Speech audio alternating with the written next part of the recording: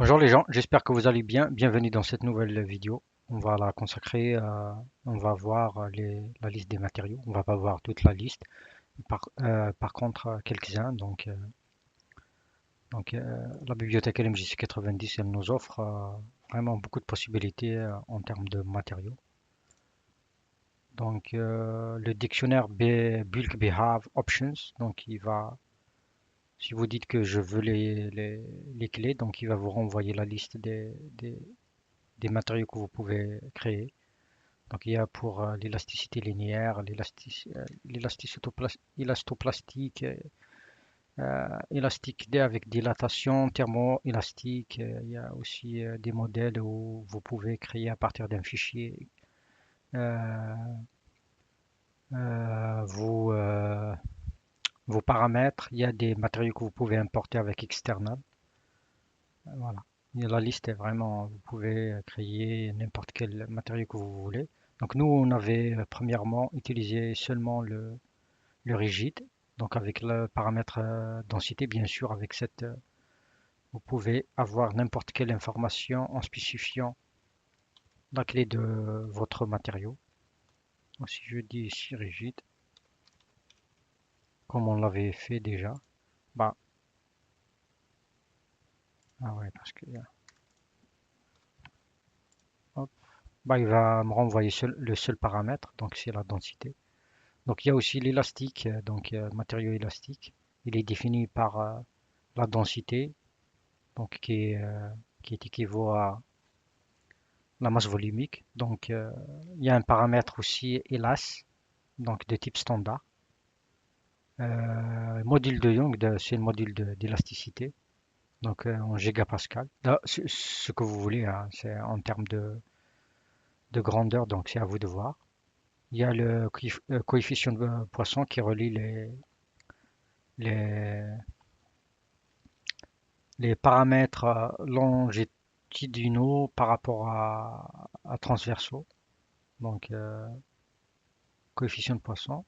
Il y a aussi un paramètre anisotropie, ici vous pouvez spécifier comment il est le type de comportement. Donc si vous voulez un comportement qui est le même dans toutes les directions, c'est l'isotropie. Sinon, vous pouvez aussi avoir un matériau orthotrope. Donc si je spécifie ici orthotrope, orthotropique. Donc comme le bois, donc il se comporte pas de la même façon que le fil, suivant les filaments de bois ou non. Bah, il va me dire que voilà, il faut un module de cisaillement, module de glissement. Donc il faut que je spécifie. Hop, je vais dire simplement voilà, un exemple, voilà. Après, il y a aussi des matériaux élastiques avec une variation de volume avec une variation de température, bien sûr.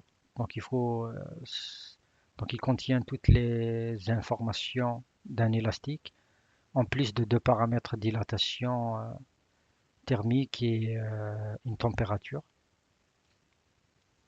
Il y a aussi matériaux rhéologiques, viscoélastiques. Donc, la densité, la densité, l'anisotropie, modèle de Young, coefficient de Poisson. Il y a le modèle de viscosité, Kelvin Voigt, où vous pouvez aussi dire que je veux pas, tout simplement. Après, il y a le modèle d'élasticité visqueux et la viscosité. Voilà. Il y a un modèle théorique pour répondre aux problèmes thermiques élastiques. Donc aussi, il a certains paramètres il reprend tous les paramètres d'un modèle élastique avec dilatation, mais par contre, il y a la conductivité qui est un champ et aussi spécifique capacité. Donc ça aussi, c'est un autre champ.